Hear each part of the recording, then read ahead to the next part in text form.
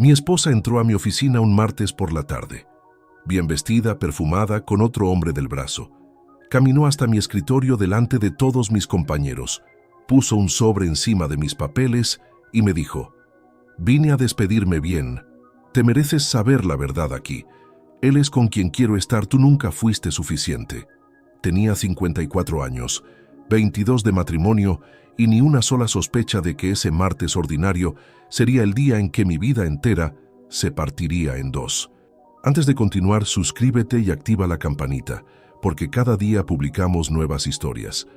Deja tu like y cuéntanos en los comentarios desde qué ciudad y país nos ves. Me llamo Rodrigo Castaño Vega. Tengo 54 años. Trabajo como ingeniero industrial senior en una empresa de construcción de infraestructuras en Valencia.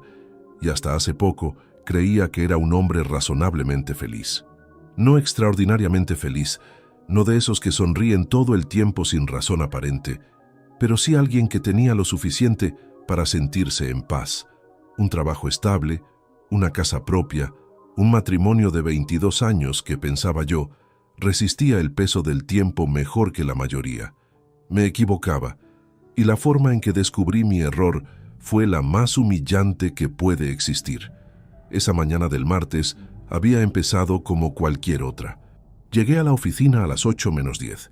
Saludé a Amparo Delgado Ruiz, mi asistente administrativa de 38 años.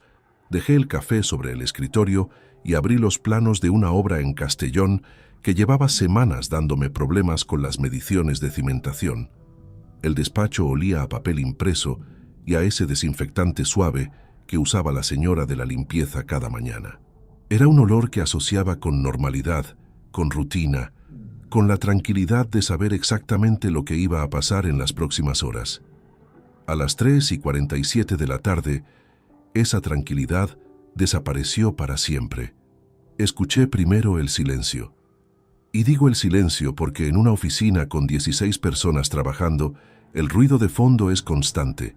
Teclados, teléfonos, conversaciones en voz baja, sillas que se mueven.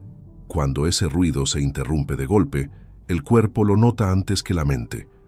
Levanté la vista de los planos y la vi. Beatriz Molina Serrano, mi esposa de 49 años, estaba en la entrada del despacho abierto. Llevaba el vestido azul marino que yo mismo le había regalado el año anterior por su cumpleaños, el cabello recogido y un perfume que llegó hasta mi escritorio antes que ella. Iba bien. Demasiado bien para un martes de trabajo sin ninguna ocasión especial que yo recordara. Tardé exactamente 2 segundos en ver al hombre que caminaba a su lado.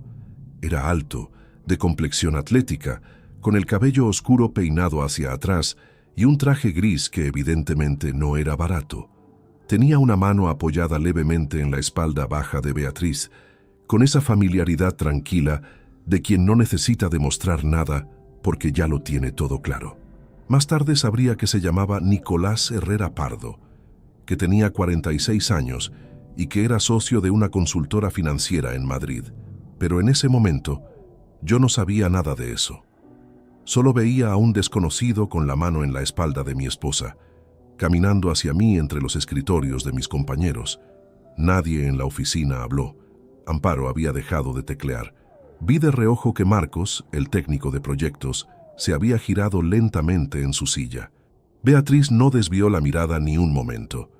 Caminó directo hasta mi escritorio, con una calma que en ese momento me resultó incomprensible, sacó un sobre blanco del bolso y lo depositó encima de los planos de Castellón, sobre las mediciones que yo había estado revisando hacía apenas un minuto. Me puse de pie. No lo decidí conscientemente, fue un reflejo. Beatriz. Solo dije su nombre. No sé qué pretendía comunicar con eso. Quizás que no entendía lo que estaba pasando. Quizás que le estaba dando la oportunidad de explicarse antes de que algo irreversible ocurriera. Ella no aprovechó esa oportunidad. Vine a despedirme bien, Rodrigo. Su voz era firme, modulada, sin el más mínimo temblor. Te mereces saber la verdad aquí, en persona, no por un mensaje ni por un papel que encontrarías solo en casa. Él es con quien quiero estar. Llevamos tiempo juntos. Tú nunca fuiste suficiente para mí, y los dos hemos perdido demasiados años fingiendo que sí. El silencio en la oficina era absoluto. Yo no respondí. No porque no tuviera nada que decir, sino porque algo en mi interior, algún mecanismo de defensa que no sabía que existía, se activó en ese momento y cerró todas las salidas. Me quedé de pie, con las manos sobre el escritorio mirándola. Sentía el peso de 16 pares de ojos sobre mí y no podía moverme. Beatriz sostuvo mi mirada 3 segundos más. Se giró con la misma calma con que había entrado y salió de la oficina con Nicolás sin mirar atrás ni una sola vez. El sonido de sus tacones sobre el suelo de madera fue lo último que oí antes de que el murmullo regresara bajo y urgente por toda la sala. Amparo se levantó de su silla y cerró la puerta de mi despacho sin que yo se lo pidiera. Me senté, miré el sobre blanco encima de los planos. Lo toqué con la yema del dedo índice como si pudiera quemarme. Dentro había una sola hoja doblada en 3 partes, una carta manuscrita de 7 líneas en la que Beatriz comunicaba su intención de iniciar los trámites de divorcio y pedía que abandonara el domicilio conyugal antes del viernes. Eran las 3:52 de la tarde de un martes, 22 años de matrimonio, una carta de 7 líneas y un hombre del que yo no sabía absolutamente nada sosteniendo la puerta al salir. No lloré. Eso me sorprendió más que todo lo demás. Doblé la carta, la guardé en el bolsillo interior de la chaqueta, recogí los planos de Castellón con cuidado, los archivé en su carpeta correspondiente, apagué el monitor y cogí el maletín. Saludé a Amparo al salir con un hasta mañana que sonó, según me diría ella semanas después, completamente normal. No sé cómo llegué a casa esa noche. No recuerdo el trayecto. Recuerdo que aparqué el coche. Subí las escaleras en lugar de coger el ascensor y que cuando entré al apartamento y vi el abrigo de Beatriz colgado en su sitio de siempre, me detuve en el pasillo y no pude avanzar durante varios minutos. Lo que no sabía entonces, de pie en ese pasillo con el maletín todavía en la mano, era que Beatriz acababa de cometer el error más costoso de su vida. Esa noche no dormí. Me quedé sentado en el sillón del salón con la lámpara de pie encendida, la única luz en todo el apartamento, mirando las paredes como si fueran a darme alguna respuesta. El abrigo de Beatriz seguía colgado en la entrada. No lo toqué. Había algo perturbador en ese detalle doméstico tan ordinario, en medio de todo lo que había ocurrido, como si la vida cotidiana no hubiera recibido todavía la noticia de que ya no existía. A las 2 de la madrugada me levanté, fui a la cocina y calenté agua para un café que luego no bebí. Me quedé de pie junto a la ventana, mirando la calle vacía. Un autobús nocturno pasó despacio bajo la lluvia fina. Un hombre con paraguas cruzó la acera sin prisa. La ciudad seguía funcionando con total indiferencia, y eso, por alguna razón que no supe explicarme en ese momento, me resultó casi insoportable. Empecé a recordar. No de forma ordenada ni voluntaria, sino en fragmentos que llegaban solos, sin aviso, como astillas. El día que Beatriz y yo firmamos las escrituras de ese apartamento, en febrero de 2004, con una hipoteca que nos pareció enorme y que tardamos 14 años en terminar de pagar. Ella había llorado de alegría en el ascensor vacío antes de que llegaran los muebles, y yo la había abrazado sin decir nada, porque en ese momento las palabras me parecían insuficientes. Teníamos 32 años. Creíamos que lo más difícil ya había pasado. Recordé también la noche en que perdimos el primer embarazo, en 2007. Cómo Beatriz no habló durante casi una semana entera, y yo no supe cómo acompañarla de verdad. Cómo me refugié en el trabajo porque no tenía herramientas para sostener ese tipo de dolor compartido. Eso siempre me había pesado, me seguía pesando. Porque esa es una verdad que no puedo omitir si quiero ser honesto con lo que fui durante esos 22 años. Trabajé demasiado, no por codicia ni por ambición desmedida, sino porque era la única manera que conocía de demostrar que me importaban las personas que quería. Creía que proveer era suficiente, que llegar a casa con el sueldo, con la hipoteca pagada, con las vacaciones reservadas, era una forma de amor tan válida como cualquier otra. Nadie me corrigió a tiempo, o quizás sí, y no supe escuchar. Hubo años en que llegaba tan agotado que cenábamos sin hablar, fines de semana en que prefería revisar informes antes que salir a caminar, aniversarios que llegaban y pasaban con una cena correcta pero sin ninguna emoción genuina de mi parte. No era infeliz, era simplemente alguien que había confundido la estabilidad con la presencia real. Eso no justifica nada de lo que Beatriz hizo, pero forma parte de la historia completa, y mentir por omisión sería demasiado fácil. Lo que sí me costaba entender esa noche, de pie junto a la ventana con el café frío en la mano, era la frialdad. No la traición en sí, que duele de una manera que no tiene nombre preciso, sino la arquitectura de lo que había ocurrido esa tarde. Beatriz no había actuado por impulso, había elegido el lugar, había elegido la ropa, había calculado la hora. Había llevado a ese hombre a mi lugar de trabajo, frente a mis compañeros, y había pronunciado cada palabra con la serenidad de alguien que lleva mucho tiempo ensayando. Eso no era el final de una crisis, era la ejecución de un plan, y yo, durante todos los meses previos, no había visto absolutamente nada, o quizás sí había visto algo, y lo había archivado en ese cajón mental donde guardamos las cosas que no queremos examinar demasiado de cerca. Beatriz había estado más distante en el último año, eso era cierto. Menos conversación por las noches, menos interés en los planes comunes, una forma nueva de mirar hacia otro lado cuando yo hablaba de algo que antes le habría importado. Yo lo había atribuido al cansancio, a la edad, a esa fase que dicen que atraviesan los matrimonios largos y de la que, según dicen también, se sale si uno tiene paciencia. Fui al dormitorio pasadas las 3, no para dormir, sino porque las piernas me pesaban. Me senté en el borde de la cama en mi lado y miré el lado de Beatriz, la almohada perfectamente colocada, la mesita de noche ordenada, el libro que había estado leyendo con el marcapáginas en la página 117. Un detalle absurdo, ese número. Me quedé mirándolo más tiempo del que tenía sentido, 22 años construyendo algo que, al parecer, solo uno de los dos consideraba real. 22 años creyendo que el silencio compartido era comodidad y no distancia.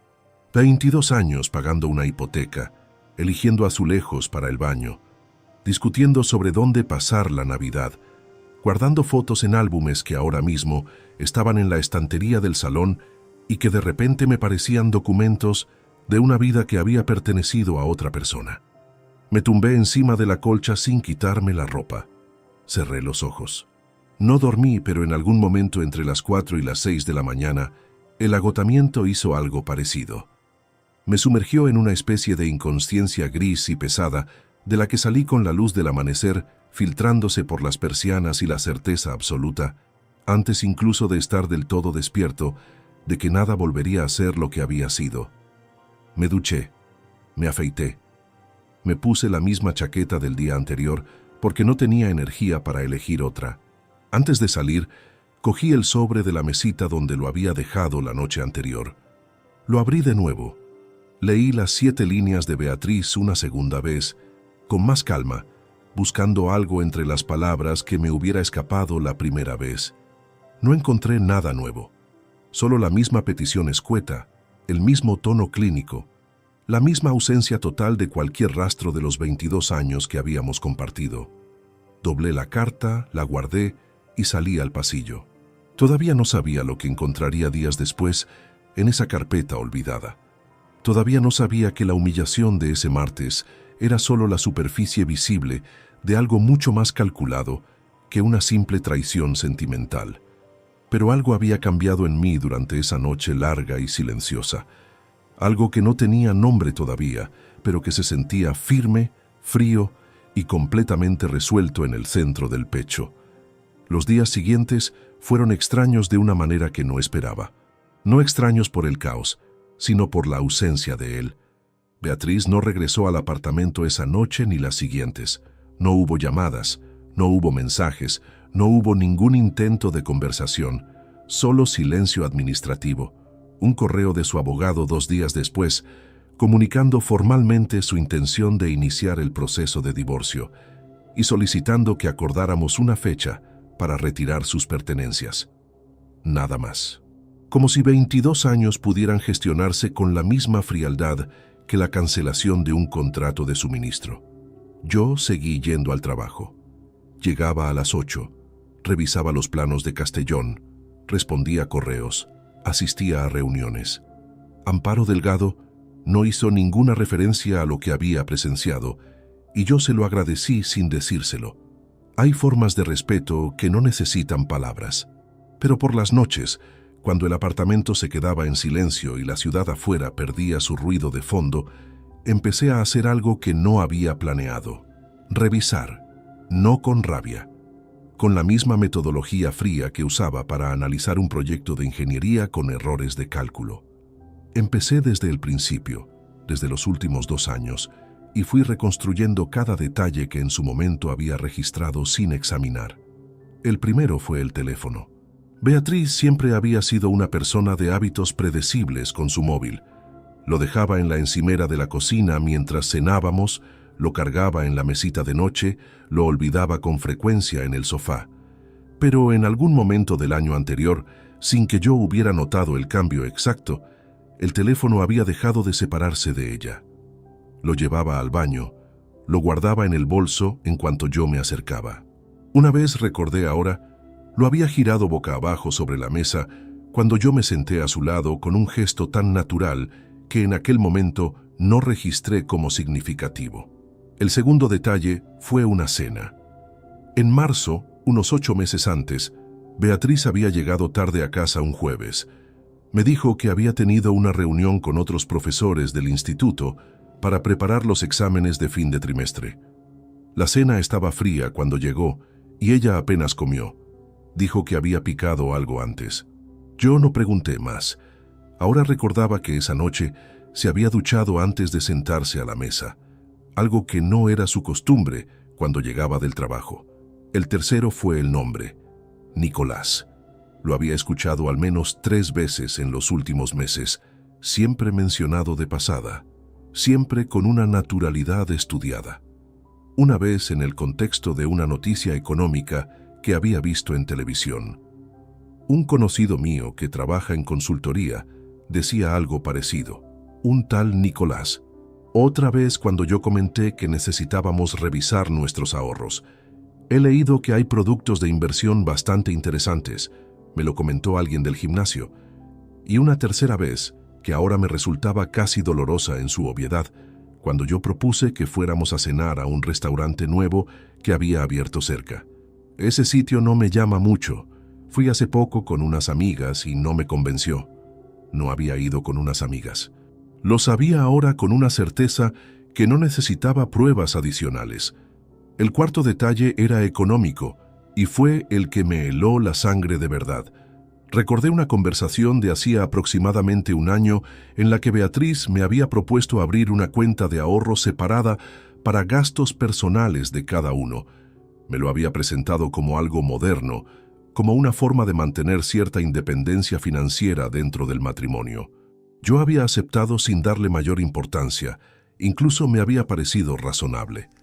Lo que no había hecho en ningún momento era revisar los movimientos de la cuenta conjunta principal con atención real. Pagaba las facturas, comprobaba que el saldo fuera el esperado de manera general, y no iba más allá. Confiaba. Había sido siempre, un hombre que confiaba. Esa confianza me había costado algo que todavía no sabía cuantificar exactamente. El quinto elemento que revisité fue una actitud, no un hecho concreto.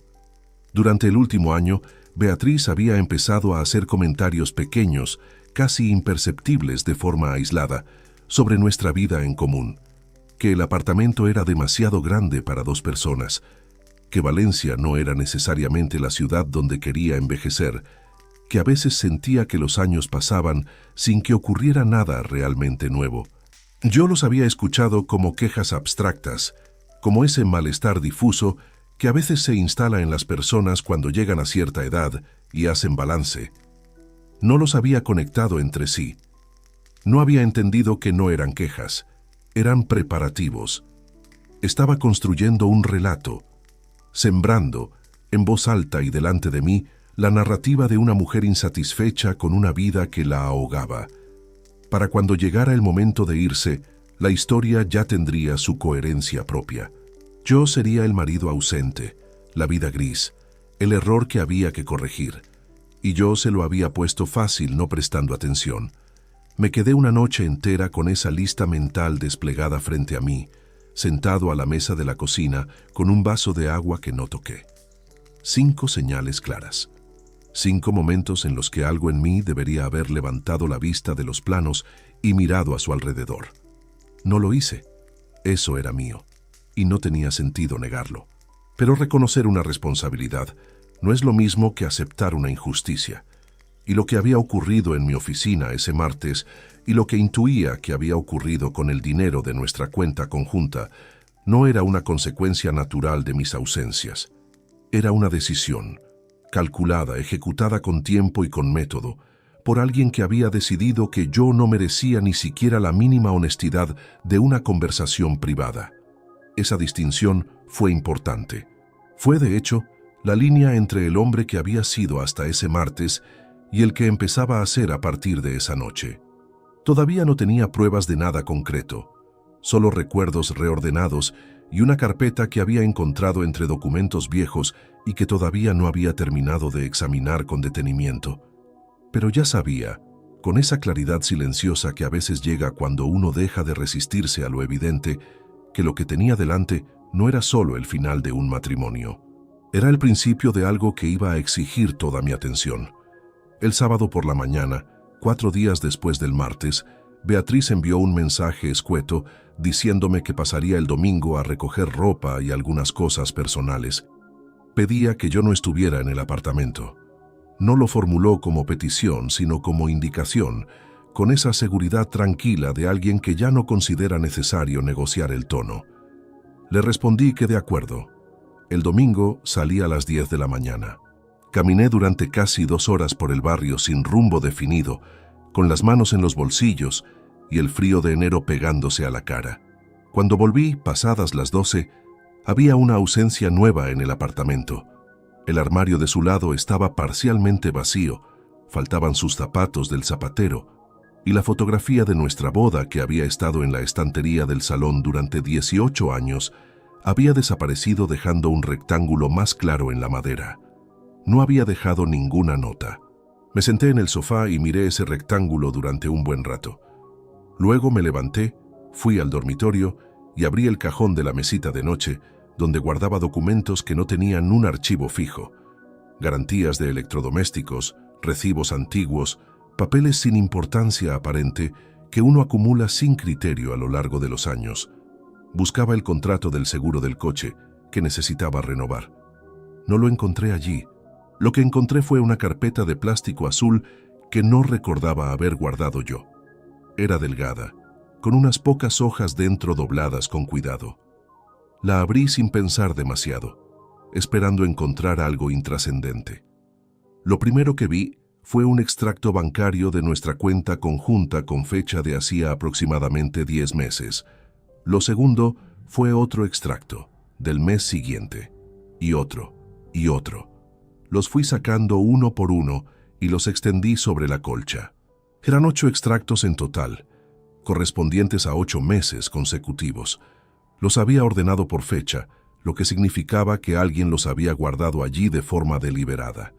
Tardé un momento en entender que ese alguien era Beatriz y que no tenía ningún sentido lógico que los hubiera dejado en ese cajón a menos que los hubiera olvidado en el proceso de recoger sus cosas, o que simplemente no hubiera pensado que yo abriría ese cajón en particular.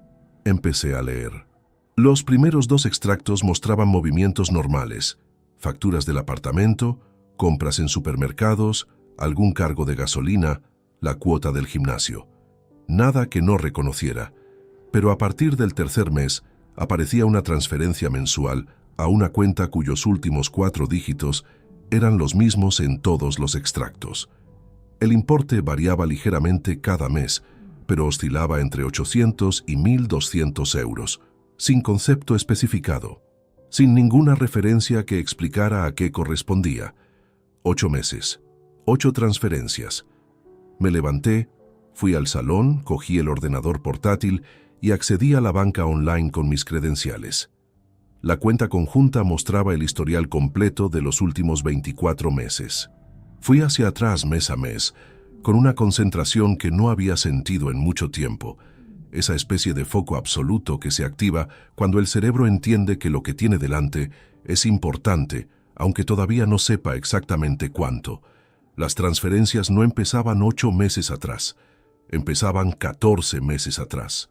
Los primeros 6 meses no habían quedado reflejados en los extractos físicos de la carpeta, probablemente porque Beatriz los había gestionado de otra manera o simplemente porque esos documentos no estaban entre los que había guardado. Pero en el historial digital estaban todos, 14 transferencias mensuales, misma cuenta de destino, importes que sumados superaban con claridad cualquier gasto doméstico razonable. No tenía la suma total todavía. No tenía herramientas para acceder a los datos completos de esa cuenta de destino, pero lo que veía en la pantalla era suficiente para entender que lo ocurrido el martes en mi oficina no había sido una decisión impulsiva, nacida de una crisis emocional. Había sido el último paso de un proceso que llevaba más de un año en marcha. Cerré el ordenador.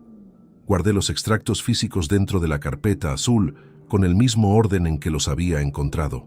Luego los metí en mi maletín, en el compartimento interior con cierre, donde guardaba los documentos de trabajo que no quería que se mezclaran con nada. Esa noche llamé a Ernesto Vázquez Palacios. Llevábamos conociéndonos desde la facultad, más de 30 años, y era el único hombre del que estaba completamente seguro que no diría nada a nadie si yo le pedía discreción. Ernesto tenía 56 años, trabajaba como aparejador independiente y tenía una cualidad poco común. Sabía cuándo hablar y cuándo simplemente escuchar. Le dije que necesitaba verle, que no era urgente en el sentido de una emergencia, pero que tampoco podía esperar demasiado. Me preguntó si estaba bien. Le dije que no especialmente, pero que estaba entero. Quedamos para el lunes siguiente a mediodía, en un bar cerca de su estudio que conocíamos desde hacía años. Colgué y me quedé en el sillón con la única lámpara encendida, igual que la noche del martes, pero con una diferencia fundamental respecto a aquella primera noche. Entonces miraba las paredes sin saber qué buscar. Ahora tenía algo concreto entre manos. Todavía no entendía la escala completa de lo que había ocurrido. Eso llegaría después, con la ayuda de personas que sabían moverse en terrenos que yo desconocía. Pero ya tenía suficiente para saber que el camino que tenía delante no era el del hombre herido que acepta en silencio y firma donde le digan. Había otra opción. Y esa noche, con la carpeta azul en el maletín y 14 meses de transferencias inexplicadas en la pantalla del ordenador, decidí que era la única que estaba dispuesto a considerar. El lunes a mediodía me senté frente a Ernesto en una mesa del fondo del bar, lejos de la barra y de la televisión encendida en un canal de deportes. Pedimos 2 cafés que ninguno de los dos tocó durante la primera media hora. Le conté todo, no de forma desordenada ni emocional, sino con la misma secuencia con que hubiera presentado un informe técnico. Los hechos, la cronología, lo que había encontrado en los extractos, lo que intuía que faltaba por descubrir. Ernesto escuchó sin interrumpir. Cuando terminé, estuvo en silencio unos segundos, removió el café que ya estaba frío y dijo: «Rodrigo, esto no es solo un divorcio. Necesitas un abogado antes de que ella mueva cualquier pieza más». Era exactamente lo que yo ya sabía, pero escucharlo dicho en voz alta por alguien de confianza lo convirtió en algo más urgente, más real. Esa misma tarde llamé a Salvador Ortega Fuentes. Salvador tenía 52 años y llevaba más de 2 décadas especializándose en derecho matrimonial en Valencia. No lo conocía personalmente, sino a través de una referencia que Ernesto me había dado hacía años en el contexto de un conocido común que había pasado por un proceso de separación complicado. Recordaba haber anotado su nombre en algún sitio por si acaso, con esa precaución absurda de quien espera no necesitar jamás cierta información. Lo busqué esa tarde. Llamé a su despacho a las 5 menos cuarto. Su secretaria me dio cita para el miércoles a las 11 de la mañana. Anoté la dirección, colgué y me quedé mirando el papel durante un momento. Había algo definitivo en ese gesto tan simple. Llamar a un abogado matrimonialista es admitir, de una forma que no tiene marcha atrás, que el problema existe y que uno ha decidido enfrentarlo en lugar de absorberlo. El miércoles llegué 10 minutos antes de la hora. El despacho de Salvador estaba en un edificio discreto del centro, segundo piso, con una sala de espera pequeña y ordenada que olía a madera y a papel. No había revistas sobre la mesa, solo una planta verde en la esquina y una luz natural que entraba por una ventana orientada al norte. Me pareció un lugar serio sin necesidad de aparentarlo. Salvador Ortega era un hombre de estatura media, cabello gris cortado con precisión, con una forma de escuchar que transmitía atención sin impaciencia. Cuando terminé de explicarle la situación, extendió la mano hacia los extractos que yo había llevado en el maletín y los examinó en silencio durante varios minutos, pasando las hojas con cuidado, deteniéndose en algunas líneas. «Necesito acceso al historial completo de la cuenta conjunta», dijo finalmente. «Todo lo que pueda exportar desde la banca online, los 24 meses completos. Y si tiene acceso a otros documentos financieros compartidos, contratos, declaraciones de renta conjuntas, escrituras, tráigalos todos». Le pregunté directamente qué veía en los extractos.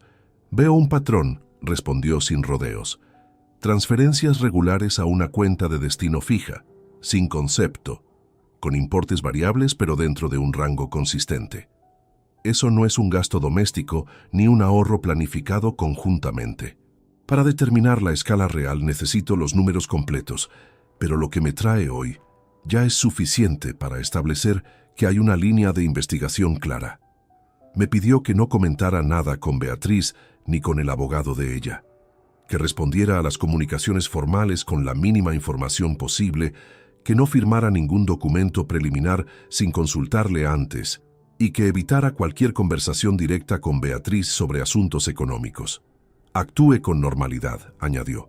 «En su trabajo, en su vida diaria. Cualquier cambio brusco de comportamiento puede alertar a la otra parte de que usted está tomando medidas». Asentí. Eso ya lo había decidido solo, pero confirmarlo con alguien que sabía lo que hacía le daba una solidez diferente. Antes de salir, Salvador mencionó algo que cambió la dimensión de lo que yo creía que estaba manejando. Me explicó que, dado el patrón de las transferencias y la duración del periodo, si los números totales confirmaban lo que los extractos parciales sugerían, estaríamos ante una sustracción de fondos de la sociedad conyugal que podría tener implicaciones no solo en el reparto de bienes durante el divorcio, sino en términos de responsabilidad civil directa. Salí a la calle con esa frase resonando.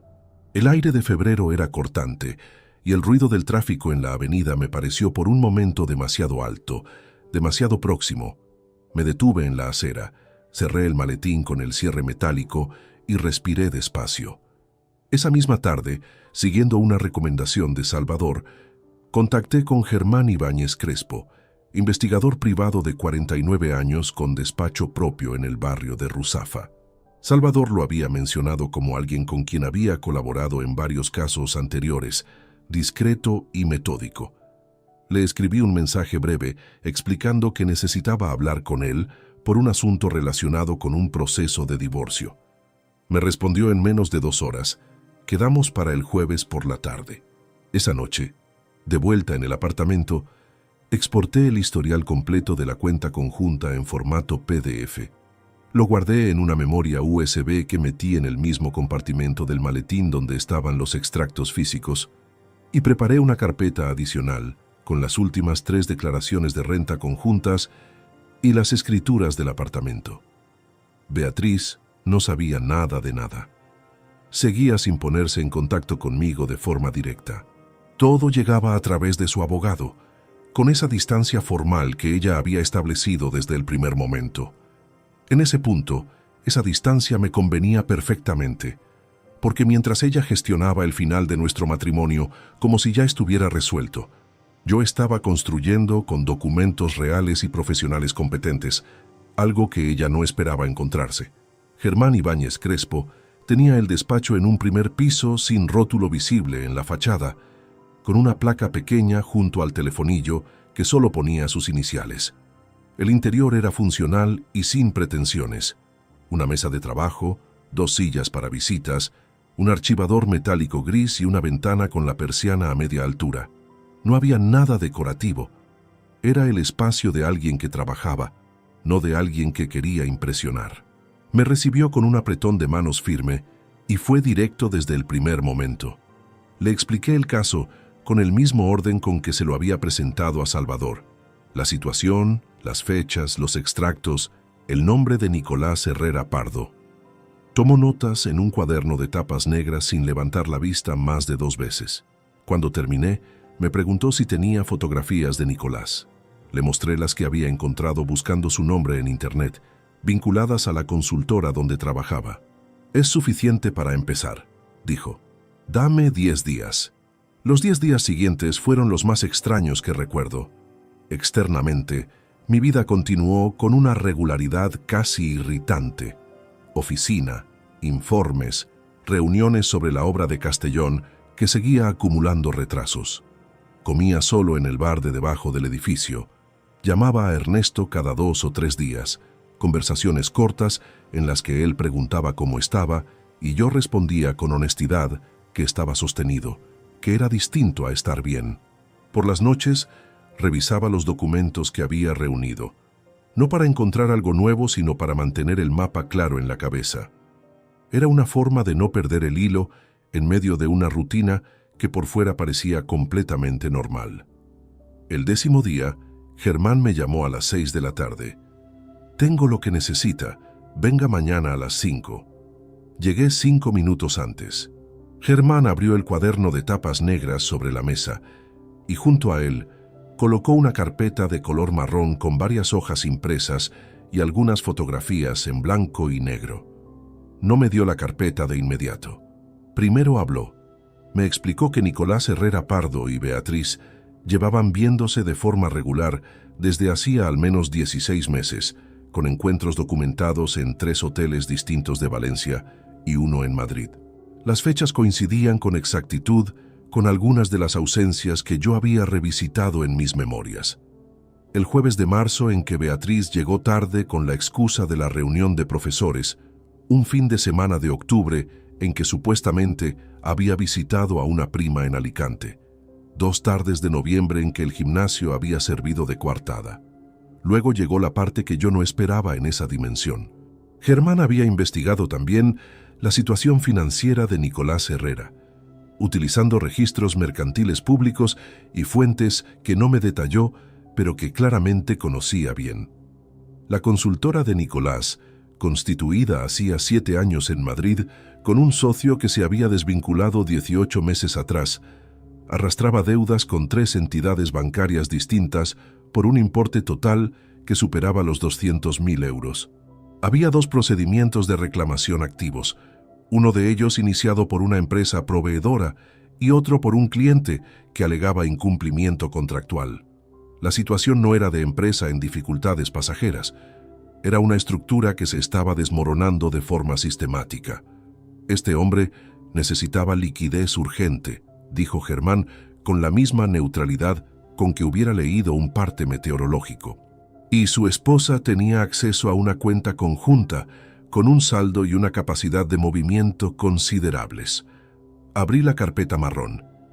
Las fotografías mostraban a Nicolás y Beatriz en distintos momentos y lugares, siempre con la distancia suficiente para no levantar sospechas, pero con una proximidad que no dejaba lugar a interpretaciones.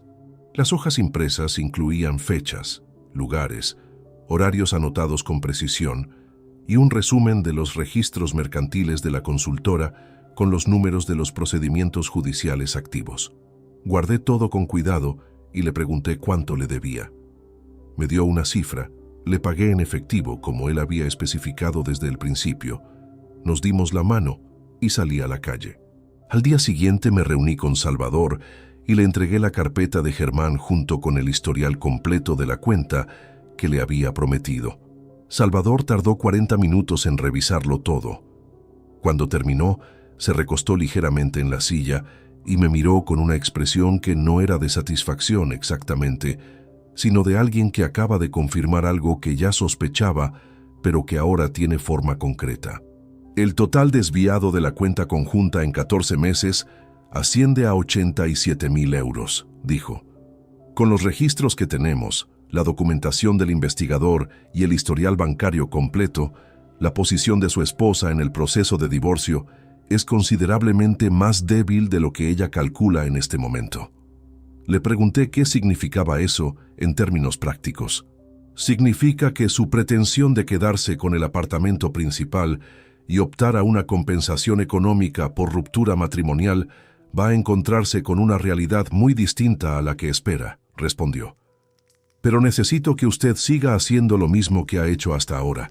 Nada que llame la atención, nada fuera de lo ordinario. El momento de actuar lo decidimos nosotros, no ella. Volví a casa con esa frase instalada en algún lugar preciso del pecho. 87.000 euros. 14 meses. Un hombre con deudas de 200.000 euros que había encontrado en Beatriz una solución temporal a un problema que no tenía solución real. Y Beatriz, en algún lugar de Valencia esa noche, seguía creyendo que llevaba ventaja. Las semanas siguientes establecieron una rutina que por fuera era completamente indistinguible de cualquier período normal de mi vida. Llegaba a la oficina a la misma hora, revisaba los mismos proyectos, almorzaba en los mismos sitios, respondía a los correos del abogado de Beatriz con frases cortas y sin información adicional, exactamente como Salvador me había indicado. Si alguien me hubiera observado desde fuera durante esos días, habría visto a un hombre que atravesaba un divorcio con una serenidad quizás excesiva para las circunstancias. Por dentro era otra cosa. No era agitación exactamente. Era más bien una tensión constante y silenciosa, como el zumbido de una línea eléctrica que no se escucha pero se siente si uno se acerca demasiado. Cada conversación que tenía, cada correo que enviaba, cada decisión mínima del día llevaba una capa adicional de cálculo que antes no existía. Había empezado a vivir en dos planos simultáneos, el visible y el que importaba de verdad. Un martes por la noche, 3 semanas después de mi primera reunión con Salvador, estaba en el salón revisando unos presupuestos de la obra de Castellón cuando sonó el teléfono. Era una llamada de Salvador que me consultaba un detalle sobre las fechas de apertura de la cuenta conjunta para completar un documento. Hablamos menos de 4 minutos. Colgué, dejé el teléfono sobre la mesa y fui a la cocina a por un vaso de agua. Estuve fuera del salón menos de 2 minutos. Cuando volví, el teléfono no estaba donde lo había dejado. Tardé un instante en localizarlo. Estaba en el borde opuesto de la mesa, girado, con la pantalla encendida mostrando el registro de llamadas recientes. Junto a la mesa estaba Beatriz. Me detuve en la entrada del salón. Ella había venido a recoger más pertenencias. Había llamado antes por mensaje y yo había respondido que podía pasar, como habíamos acordado cuando era necesario. Pero no esperaba que estuviera precisamente en el salón en ese momento, ni que tuviera el teléfono en la mano. Me miró, luego miró la pantalla, luego volvió a mirarme. Salvador Ortega, leyó en voz alta. El nombre estaba visible en el registro. No conozco ese nombre. El aire en la habitación cambió de densidad en una fracción de segundo. Sentí el peso de todo lo que había construido en las últimas semanas, concentrado en ese instante, en esa pregunta formulada con una calma que no era desinteresada. Respondí sin cambiar el tono ni la postura. Es el aparejador que lleva la supervisión de una obra en Castellón. Hay un problema con unos certificados de materiales que arrastramos desde el verano. Nada urgente, pero requiere seguimiento. Beatriz sostuvo mi mirada 2 segundos más de lo necesario para una pregunta casual. Era una fracción de tiempo difícil de medir, pero imposible de ignorar para alguien que había estado casado con esa persona 22 años y conocía cada matiz de su forma de procesar información. Luego dejó el teléfono sobre la mesa, exactamente donde yo lo había dejado antes, y dijo: «Ah, entendido». Se giró hacia la estantería donde quedaban todavía algunas cosas suyas y continuó con lo que había venido a hacer. Yo fui a la cocina, serví el vaso de agua, bebí la mitad de pie junto al fregadero y esperé a que el pulso volviera a su ritmo habitual. Tardó más de lo que me hubiera gustado. Beatriz se fue 20 minutos después con una bolsa y una caja pequeña. Al salir, dijo hasta luego, con la misma entonación neutra de siempre. Cerré la puerta, fui directamente al dormitorio, me senté en el borde de la cama y me quedé inmóvil durante un tiempo que no me di. La explicación había funcionado, o al menos eso parecía, pero había algo en esos 2 segundos de mirada sostenida que no me dejaba estar completamente seguro. Beatriz era una mujer inteligente, y yo lo sabía mejor que nadie. Si había plantado una duda, aunque fuera pequeña, podía cambiar su comportamiento de formas que yo no controlaba. Esa noche no llamé a Salvador. Era tarde, y el asunto podía esperar hasta el día siguiente, pero tampoco pude concentrarme en nada más. Intenté leer, dejé el libro después de 3 páginas. Puse la televisión en silencio durante media hora sin ver nada de lo que aparecía en la pantalla. Pasada la medianoche, cogí el abrigo y bajé al coche. No tenía intención de ir a ningún sitio. Simplemente necesitaba un espacio que no fuera ese apartamento con su silencio cargado. Me senté en el asiento del conductor, con el motor apagado y la calefacción sin encender, y el frío fue entrando despacio por las ventanas mientras yo miraba la calle vacía. Fue entonces, en ese coche frío y oscuro, cuando ocurrió lo que había estado evitando durante semanas. Lloré. No de forma dramática ni prolongada. Fueron unos minutos concretos, con la frente apoyada en el volante y una presión en el pecho que llevaba demasiado tiempo acumulada sin salida. Lloré por los 22 años, por las fotos que ya no estaban en la estantería, por la almohada perfectamente colocada en un lado de la cama que ya nadie usaba, por el hombre que había sido y que había creído que era suficiente con trabajar y proveer y estar presente de la única manera que sabía.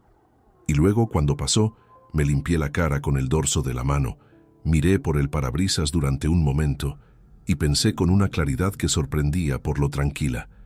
Todavía no había terminado. Quedaba lo más importante. Subí al apartamento, preparé la ropa para el día siguiente y me acosté. Al día siguiente llamé a Salvador a las 9 de la mañana y le informé de lo ocurrido con el teléfono. Escuchó con atención. Cuando terminé, dijo simplemente: «Bien gestionado, seguimos adelante según lo previsto». Eso fue suficiente. Salvador me citó un jueves por la mañana, a principios de marzo, con un orden del día concreto que me comunicó por escrito el día anterior. Revisión de la estructura patrimonial, opciones legales disponibles y calendario de actuaciones. Era la primera vez desde el inicio de todo que usaba esa expresión, calendario de actuaciones, y su sola presencia en el texto escrito me indicó que habíamos pasado de la fase de recopilación a algo distinto. Llegué al despacho con los documentos que me había pedido. Escrituras del apartamento, contrato de constitución de mi participación en la empresa constructora donde trabajaba como socio minoritario desde hacía 11 años y las últimas 4 declaraciones de renta. Salvador los revisó con calma, tomó algunas notas y luego me explicó la situación con la misma precisión directa que había caracterizado cada conversación que habíamos tenido. El apartamento estaba registrado a nombre de ambos a partes iguales, adquirido durante el matrimonio con fondos de la sociedad conyugal. En condiciones normales de divorcio, eso implicaba un reparto negociado o una liquidación judicial. Pero las transferencias documentadas alteraban ese escenario de forma sustancial. El dinero desviado de la cuenta conjunta formaba parte del patrimonio común y su sustracción unilateral constituía un perjuicio directo a la sociedad de gananciales que los tribunales podían considerar al determinar el reparto final. Respecto a la participación empresarial, Salvador me explicó una vía que yo desconocía, pero que, según me aclaró con detalle, estaba completamente dentro del marco legal vigente. Era posible constituir una sociedad de responsabilidad limitada unipersonal, transferir a ella mi participación en la constructora como aportación de capital y hacer esto antes del registro formal de la demanda de divorcio, siempre que la operación quedara debidamente documentada, valorada por un perito independiente y sin intención fraudulenta demostrable. No estamos hablando de ocultar nada, subrayó Salvador. Estamos hablando de reorganizar una estructura que usted tiene todo el derecho de reorganizar como titular legítimo. La diferencia entre lo que es legal y lo que no está en la documentación y en el momento. Ambas cosas están a nuestro favor ahora mismo. Le pregunté cuánto tiempo teníamos. 3 semanas como máximo. El abogado de su esposa presentará la demanda en breve, lo intuyo por el ritmo de sus comunicaciones.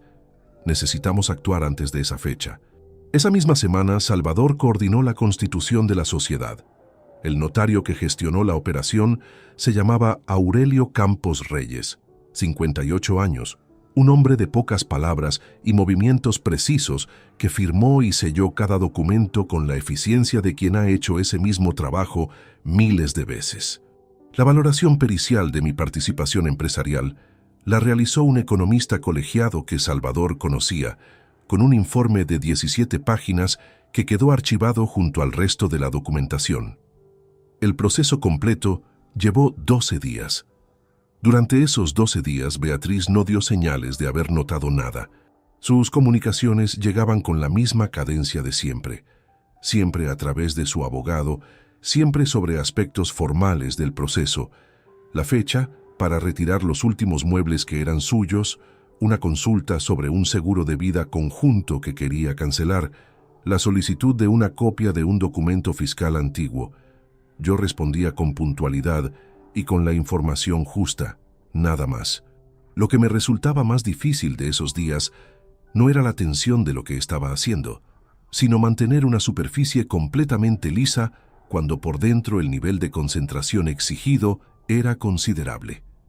En el trabajo, nadie notó nada fuera de lo ordinario. Amparo Delgado, que era observadora por naturaleza y que claramente sabía más de lo que decía sobre el estado en que yo me encontraba, nunca hizo ningún comentario directo. Una tarde, al salir, dejó sobre mi mesa un café que no le había pedido con una nota que decía solamente «para el camino». No dije nada al día siguiente y ella tampoco, pero lo agradecí de una manera que no habría sabido expresar con palabras. Ernesto me llamó un viernes por la tarde para saber cómo iban las cosas. Le di un resumen breve. Hubo un silencio corto al otro lado de la línea y luego dijo: «Estás manejando esto mejor de lo que yo hubiera podido». Era el tipo de frase que Ernesto decía solo cuando la pensaba de verdad, sin adorno. La semana en que Salvador me confirmó que la constitución de la sociedad había quedado completamente registrada y archivada, también procedió a solicitar formalmente al banco el bloqueo preventivo de la cuenta conjunta, alegando la existencia de movimientos no autorizados en el contexto de un proceso de divorcio en curso. Era un paso que el banco estaba obligado a tramitar con documentación, y Salvador tenía toda la que necesitaba. Cuando el bloqueo se hizo efectivo, Beatriz intentó hacer una transferencia que el sistema rechazó automáticamente. Eso lo supe porque su abogado envió un correo ese mismo día a Salvador, con un tono considerablemente menos tranquilo que el habitual, exigiendo explicaciones sobre lo que calificaba como una maniobra obstruccionista. Salvador me reenvió el correo con un solo comentario al pie. «Ya saben que el terreno ha cambiado. Es el momento de fijar la fecha». Leí esa línea 3 veces. Luego cerré el ordenador, me puse el abrigo y salí a caminar por el barrio durante una hora larga, con las manos en los bolsillos y el aire frío de marzo, llenando los pulmones en cada paso. No pensé en nada concreto. Solo caminé. Cuando volví al apartamento, la sensación que me acompañó al cerrar la puerta no era euforia ni alivio. Era algo más parecido a la calma que precede a un momento importante que uno ha estado preparando durante mucho tiempo y que sabe, con certeza razonada, que está listo para afrontar. La reunión quedó fijada para un miércoles a las 10 de la mañana en el despacho de Salvador. La convocatoria la envió él directamente al abogado de Beatriz con un texto neutro que solo indicaba que había documentación relevante para el proceso que ambas partes debían conocer antes de continuar con los trámites formales. Sin detalles adicionales, sin anticipar nada. El abogado de Beatriz se llamaba Marcos Fuentes Aliaga, 44 años. un hombre que en las comunicaciones escritas proyectaba una seguridad que yo había leído durante semanas como la de alguien convencido de que su cliente llevaba ventaja. Confirmó la asistencia en menos de una hora. La noche anterior no dormí bien, pero tampoco estuve en vela. Fue un sueño intermitente y poco profundo, del que salí a las 6:30 con la cabeza despejada, y una sensación extraña en el estómago que no era miedo, sino algo más difícil de nombrar. Quizás la conciencia de que lo que había construido durante semanas iba a medirse esa mañana contra la realidad, y que no había forma de saber con absoluta certeza cómo reaccionaría Beatriz hasta que ocurriera. Me duché, desayuné de pie en la cocina con una tostada que apenas toqué y un café que sí terminé. Me puse el traje gris oscuro que usaba para las reuniones importantes de trabajo y salí con tiempo suficiente para llegar 10 minutos antes. Salvador estaba ya en el despacho cuando llegué. Tenía los documentos organizados en 3 carpetas sobre la mesa, una para él, una para Fuentes Aliaga y una para Beatriz. Me explicó en 5 minutos cómo iba a estructurar la presentación. Yo escuché, asentí y me senté en la silla que me había indicado, a su derecha, con la mesa entre nosotros y las 2 sillas vacías frente a nosotros. Beatriz llegó a las 18 minutos con Marcos Fuentes Aliaga. Entró primero ella. Llevaba un conjunto de chaqueta y pantalón en color crema, el cabello suelto, una expresión que conocía bien, la de alguien que entra a un lugar creyendo que controla lo que va a ocurrir allí. Me miró un segundo al verme sentado, luego desvió la vista hacia Salvador y tomó asiento sin decir nada. Fuentes Aliaga se sentó a su lado, dejó una carpeta propia sobre la mesa y cruzó las manos encima de ella. Salvador comenzó sin preámbulos. Gracias por venir. Voy a ser directo para no hacer perder el tiempo a nadie. Abrió la primera carpeta y deslizó una copia hacia el lado de Beatriz y su abogado. Lo que tienen delante es el historial completo de la cuenta conjunta de los últimos 24 meses. Las páginas marcadas con índice azul corresponden a transferencias realizadas desde esa cuenta hacia una cuenta externa durante un periodo de 14 meses consecutivos. El importe total acumulado asciende a 87.000 euros. Fuentes Aliaga bajó la vista hacia los papeles. Beatriz no los miró de inmediato. Mantuvo los ojos en Salvador. Segunda carpeta. Salvador continuó con el mismo tono pausado. Informe elaborado por un investigador privado colegiado que documenta encuentros regulares entre la señora Molina Serrano y el señor Nicolás Herrera Pardo a lo largo de 16 meses. Fechas, lugares, horarios. La documentación es completa y fue obtenida por medios legales. Esta vez Beatriz sí bajó la vista. Vi cómo sus ojos recorrían la primera página del informe de Germán. Su mandíbula se tensó levemente. Un movimiento pequeño que alguien que no la conociera no habría notado. Tercera carpeta. La voz de Salvador no varió un solo tono. Documentación del registro mercantil que acredita la situación financiera de la empresa vinculada al señor Herrera Pardo. 2 procedimientos de reclamación activos. Deuda bancaria consolidada superior a 200.000 euros. Esto es relevante para establecer el contexto de las transferencias recibidas desde la cuenta conjunta. Fuentes Aliaga levantó la vista de los papeles y miró a Beatriz. Fue un gesto breve, casi imperceptible, pero suficiente para entender que él tampoco conocía el alcance completo de lo que había en esas carpetas. Beatriz habló por primera vez desde que había entrado. Eso no prueba nada sobre las transferencias. Su voz era firme, pero había algo diferente en ella respecto a la tarde del martes en mi oficina. Entonces, había hablado desde una posición que creía inexpugnable. Ahora hablaba desde un lugar que estaba cediendo bajo sus pies y que ella todavía se resistía a reconocer.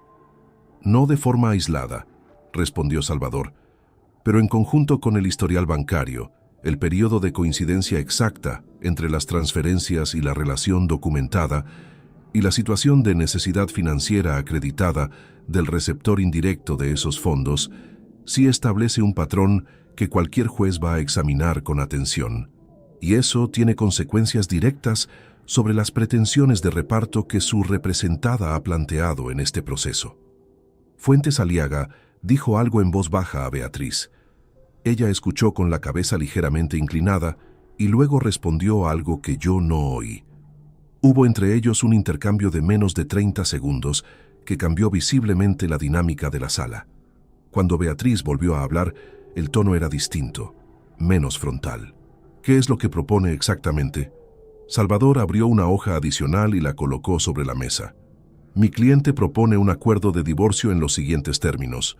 La vivienda queda adjudicada íntegramente a Rodrigo Castaño Vega como compensación parcial por el perjuicio patrimonial documentado. La señora Molina Serrano se compromete a devolver 87.000 euros en un plazo máximo de 4 años con el interés legal correspondiente. No se establece pensión compensatoria para ninguna de las partes. El proceso se cierra sin litigio adicional. El silencio que siguió duró varios segundos. Beatriz miraba la hoja sin tocarla. Sus manos estaban planas sobre la mesa, completamente quietas, y esa quietud me pareció el indicador más claro de todo. Era el silencio de alguien que está calculando y que ya sabe que los números no le favorecen. Fuentes Aliaga pidió un receso de 15 minutos. Salvador asintió. Beatriz y su abogado salieron al pasillo. Yo me quedé sentado. Salvador recogió ordenadamente los documentos sobrantes y los archivó sin decir nada. El reloj de pared marcaba las 10:41. Por la ventana entraba una luz blanca y fría de mañana de marzo. Cuando Beatriz volvió a entrar, se sentó, miró la hoja de condiciones una última vez y dijo con una voz que había perdido todo el temple que yo le había conocido durante 22 años. De acuerdo. Yo no dije nada. No era necesario. El acuerdo tardó 3 semanas en quedar redactado, revisado y firmado ante notario. 3 semanas de intercambio de borradores entre Salvador y Fuentes Aliaga, de ajustes en la redacción de alguna cláusula, de una pequeña disputa sobre el calendario de devolución que Salvador resolvió con firmeza y sin concesiones relevantes. Yo leía cada versión del documento con atención, hacía preguntas cuando algo no me quedaba claro y esperaba. El día de la firma llegó un jueves de finales de marzo. El notario era el mismo Aurelio Campos Reyes que había gestionado la constitución de la sociedad semanas atrás. Beatriz llegó con Fuentes Aliaga, se sentó al otro lado de la mesa y firmó cada página con un bolígrafo azul sin levantar la vista más de lo necesario. Yo firmé después. Aurelio selló y rubricó cada copia con su eficiencia habitual. Cuando salimos a la calle, Beatriz y su abogado giraron a la izquierda. Salvador y yo nos quedamos un momento en la acera. Me tendió la mano y dijo, «Está hecho». Le agradecí todo lo que había gestionado. Nos despedimos y cada uno tomó su camino. Caminé solo durante un rato sin dirección concreta. Las consecuencias del acuerdo eran claras y concretas. El apartamento quedaba inscrito en el registro a mi nombre exclusivo en un plazo de 30 días. Beatriz había firmado el compromiso de devolución de los 87.000 euros en 48 cuotas mensuales de 1.812 euros con 50 céntimos cada una, con el interés legal aplicado. No había pensión compensatoria, no había reparto adicional de bienes, no había ninguna de las condiciones que el abogado de Beatriz había planteado en las primeras comunicaciones del proceso. Todo lo que ella había calculado obtener no existía ya en ningún documento. Lo que ocurrió con Nicolás Herrera Pardo no me llegó directamente sino a través de Ernesto, que lo supo por un conocido del sector financiero en Madrid. 3 semanas después de la firma, Nicolás había dejado de responder los mensajes de Beatriz.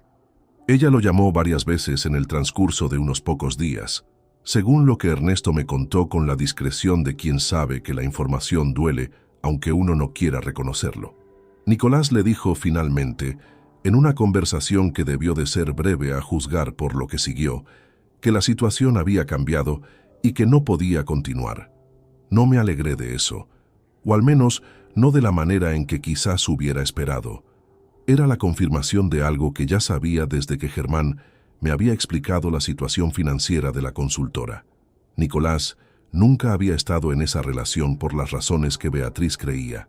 Y eso Aunque ella lo hubiera elegido libremente, tenía un peso propio que yo no necesitaba añadir a lo que ya cargaba. En el trabajo, las cosas siguieron su curso habitual. La obra de Castellón finalmente resolvió los problemas de cimentación que habían estado paralizando el proyecto durante meses.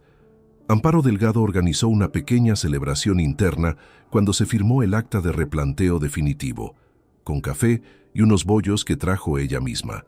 Nadie hizo ninguna referencia explícita a lo que había ocurrido en esa misma oficina meses atrás. Era una forma de respeto colectivo que aprecié sin necesidad de expresarlo.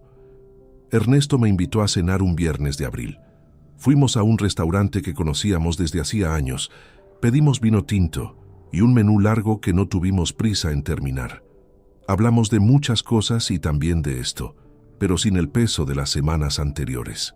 Era la primera conversación en meses en que el tema no llevaba consigo esa carga de consecuencias pendientes. Ernesto levantó su copa en algún momento de la noche y dijo simplemente: «Por los que hacen las cosas bien». Chocamos los vasos y no añadimos nada más. Hubo una tarde ya en mayo en que llegó al apartamento el primer extracto bancario a mi nombre exclusivo, sin el segundo titular. Era un documento completamente ordinario, una hoja con números y fechas, pero lo sostuve en la mano más tiempo del necesario antes de archivarlo. Había algo en ese papel tan simple que resumía de forma más precisa que cualquier sentencia lo que había cambiado. La empresa, reorganizada bajo la nueva estructura societaria, seguía funcionando con normalidad. Salvador me había explicado que la operación había quedado completamente blindada desde el punto de vista legal, y los meses transcurridos desde entonces confirmaban que no había ninguna impugnación posible. Lo que había construido en 11 años de trabajo como socio estaba intacto. Beatriz cumplió con la primera cuota de devolución en la fecha acordada, y la segunda. Salvador me informaba puntualmente de cada transferencia recibida con un mensaje breve. Yo respondía con un acuse de recibo igualmente breve. Era una comunicación completamente transaccional, reducida a su mínima expresión, que probablemente continuaría durante 4 años y que cada mes recordaría a ambos, de formas distintas, lo que había ocurrido. No hablé con ella directamente en ningún momento después de la firma. No hubo llamadas, no hubo mensajes personales, no hubo ningún intento de conversación por ninguna de las dos partes. El silencio entre nosotros era completo y a su manera definitivo. Había algo liberador en eso y algo pesado al mismo tiempo. No eran sensaciones contradictorias, eran simplemente las dos caras de un resultado que era justo, pero que no podía ser ligero, porque nada construido durante 22 años puede deshacerse sin dejar un volumen de ausencia que ocupa espacio real. Lo que quedaba ahora con el apartamento inscrito a mi nombre y los documentos archivados y el proceso cerrado, era algo que no había tenido tiempo de examinar durante todos esos meses de concentración y estrategia. La pregunta sobre qué venía después. Todavía no tenía una respuesta clara, pero era la primera vez en mucho tiempo que esa pregunta no me pesaba. Solo estaba ahí, abierta, esperando. Pasaron los meses con una cadencia que al principio me resultó difícil de habitar y que luego, gradualmente, fue adquiriendo una textura propia. El apartamento seguía siendo el mismo en sus dimensiones y en su distribución, pero había cambiado de una manera que no tenía que ver con los muebles ni con las paredes. Era el silencio, principalmente. No el silencio incómodo de los últimos años del matrimonio. Ese que se instala entre dos personas que han dejado de encontrarse de verdad, sino un silencio diferente. El de un espacio que le pertenece a una sola persona y que esa persona está aprendiendo a ocupar sin disculparse por ello. Cambié algunas cosas, no por borrar rastros, sino porque me apeteció hacerlo. Moví el sillón del salón hacia la ventana.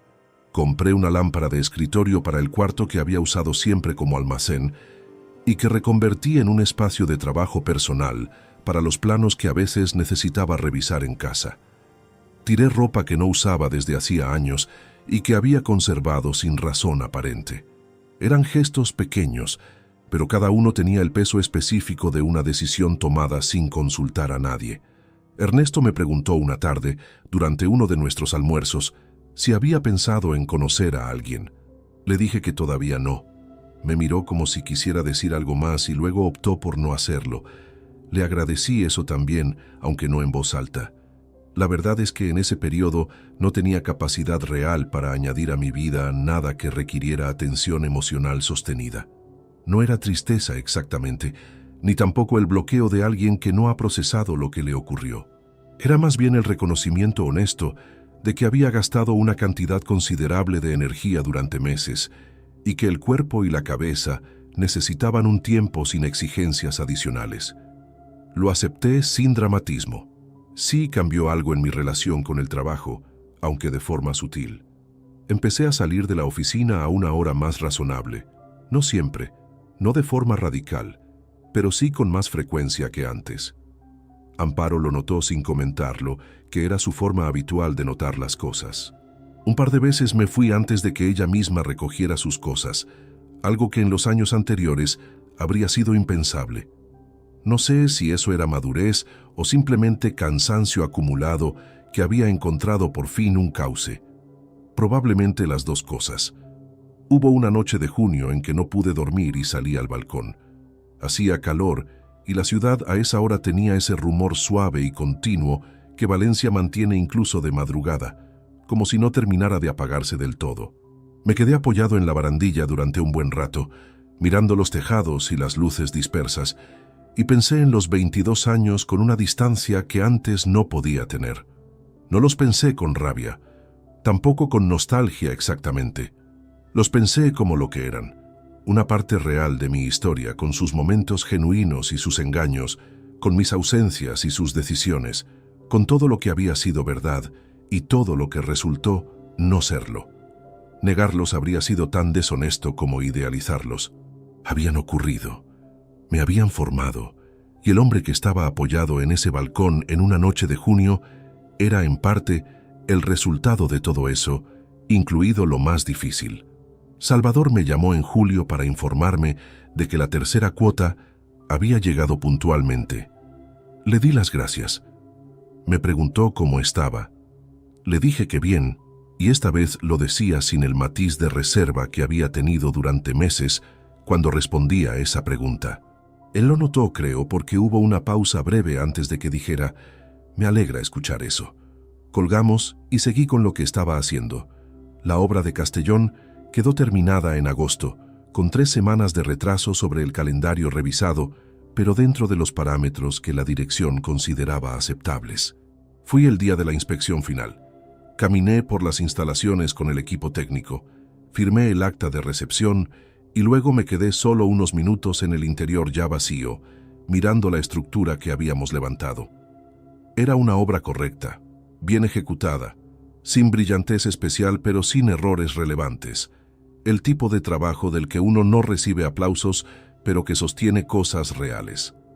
Me pareció una buena metáfora, aunque no la busqué deliberadamente. En septiembre guardé en una caja de cartón los últimos objetos que quedaban en el apartamento, vinculados al tiempo anterior.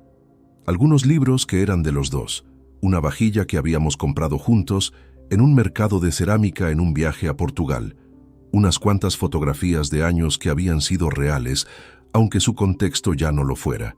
No los tiré. Los guardé en el trastero con la misma lógica con que uno archiva documentos que ya no necesita pero que forman parte del registro.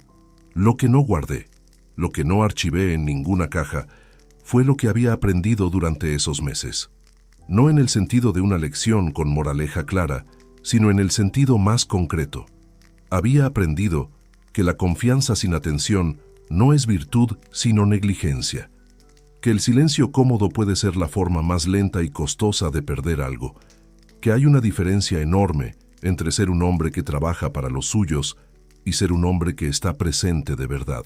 Y que cuando a uno le arrebatan la dignidad públicamente, la única respuesta que vale algo es la que se construye en silencio, con paciencia, con pruebas y con la cabeza fría. Una mañana de octubre, antes de salir hacia la oficina, me detuve un momento en el pasillo. El gancho donde Beatriz había colgado su abrigo durante 22 años estaba vacío, como lo había estado desde enero. Lo había visto cada día durante meses sin que me produjera nada en particular. Ese día, por alguna razón que no supe identificar, lo miré durante unos segundos y luego cogí mi abrigo. Lo colgué allí, en ese gancho, y salí. Era un gesto sin importancia. O quizás era exactamente eso. La señal más pequeña y más honesta de que el espacio era mío, que el tiempo que quedaba por delante también lo era, y que eso, después de todo lo ocurrido, era suficiente para empezar. Si esta historia te ha gustado, apóyanos con un like. Suscríbete al canal y déjanos tus opiniones en los comentarios. Para escuchar la siguiente historia, haz clic en la caja que aparece a la izquierda. Gracias por acompañarnos.